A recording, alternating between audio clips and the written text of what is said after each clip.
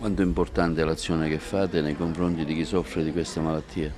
Noi col nostro impegno, con l'impegno di tutti i volontari che veramente danno il cuore e il loro tempo gratuitamente, cerchiamo di dare un sollievo alle famiglie, perché chi vive questa patologia rimane completamente coinvolto, soprattutto diciamo sempre che non è solo il malato che è la persona che si deve attenzionare, ma è l'intera famiglia, perché chi assiste diventa purtroppo più malato di chi assiste, di chi ha in assistenza, diciamo. Il caregiver è una figura fondamentale che deve essere sostenuta, supportata proprio perché ha bisogno di aiuto anche il familiare che assiste. È importante il servizio di prima informazione? Sicuramente, dicevo che ormai basta aprire anche, e in questi giorni penso che ne parleranno anche la TV nazionale, ci sono tanti servizi sull'Alzheimer.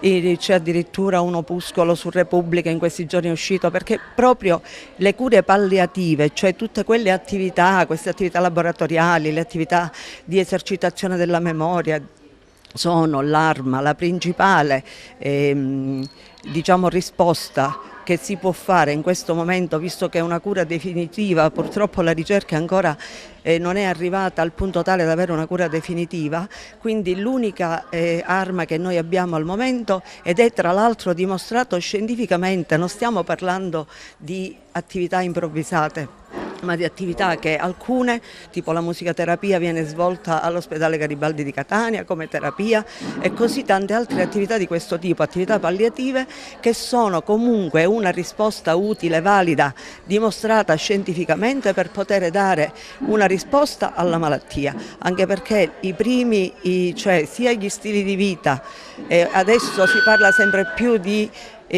associazione di questa malattia ad alcune patologie quali il diabete e altre malattie autoimmuni, Alzheimer, Parkinson, eccetera.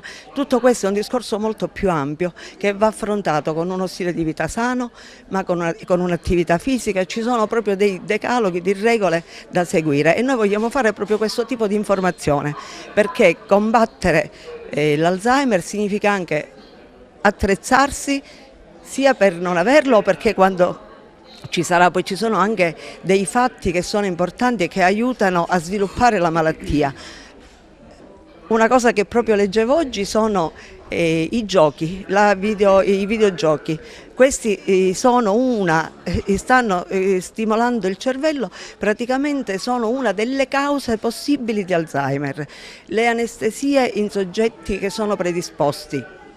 Così come altre notizie che noi cerchiamo di dare di informazione, che sono delle notizie sicuramente utili per far sì che la gente sappia, la gente deve essere informata. Si dice che nel 2050 l'Alzheimer ci saranno milioni di persone in più in tutto il mondo. Ci sono stati che si stanno attrezzando.